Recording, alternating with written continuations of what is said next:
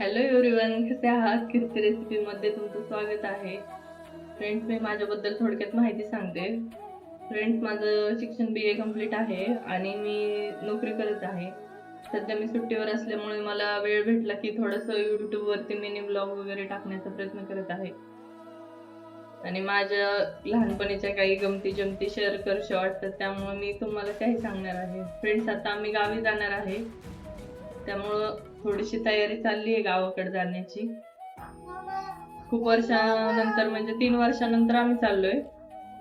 माझ्या छोट्या बेबीला घेऊन जाणार आहे आम्ही. त्यामुळं लहानपणीचा एक किस्सा आठवला होता. म्हटलं चला तुमच्याशी शेअर करावा. लहान असताना मामाचं लग्न होतं. तेव्हा 2 नंबरच्या मामाचं लग्न होतं आणि आम्ही 4 नंबरचे मामा मला घ्यायला आले होते, माझ्या बहिणीला मला. फ्रेंड्स, कांदा कापता कापता डोळ्याला खूप पाणी आले. त्यामुळे माझी मुलगी, तिला खूप काळजी असते माझी. लगेच मला तिचं शर्ट आणून देते डोळे पुसायला. आणि मुलींसारखा जीव जगात कोणीच नाही लावू शकत.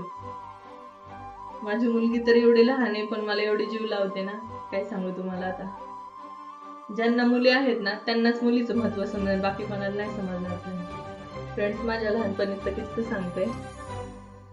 2 नंबरच्या मामाचं लग्न होतं आणि 4 नंबरचे मामा घ्यायला आले होते मला आणि माझ्या बहिणीला.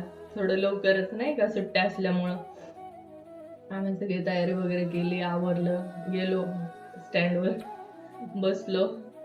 गाव आलं जवळ, केसगाव. मामाचं केसगाव आहे. केसगावाच्या जवळ एक छोटंसं गाव आहे, तिकडे जायचं होतं आम्हाला. तिथं एसटी स्टँडवर बरीच गर्दी होती. उतरायची वेळ आली, सगळे लोक एसटी मध्ये बसण्यासाठी घाई करतात आणि गर्दी पण खूप होती. आणि मला असलं उमदळत होतं ना, सगळे लोक दरवाजाच्या समोर आलेली, मला खूप उमदळत होतं, उलटी आली होती. आणि आम्ही उतरत होतो, मामा नाही उतरले, मला उलटी आली होती. त्यामुळे मीच पहिल्यांदा उतरणार होते आणि सगळे लोक समोर आलेले एसटीच्या दरवाजाच्या तिथं. आणि एवढी उलटी आलेली की काही कंट्रोलच नाही झाली. ते लोक थांबलेले समोर आणि मी डायरेक्ट त्यांच्या अंगावर उलटी केली. तो किस्सा आठवलेला मला, मी एवढे हसत होते एकटी. चला म्हणलं तुम्हाला पण शेअर करूया. अशा काही आठवणी असतात लहानपणीच्या, त्या भारी वाटतात आणि आपल्याला हसायला येतं तेव्हा कोणी नसतं सांगायला. त्यामुळे म्हटलं चला तुमच्याशी शेअर करूया.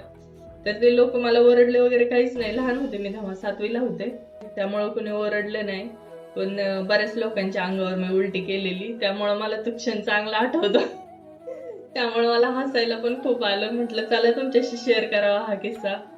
तुम्हाला माझा मिनी व्लॉग आवडला असेल तर चॅनलला लाईक करा, शेअर करा, सबस्क्राईब करा. धन्यवाद.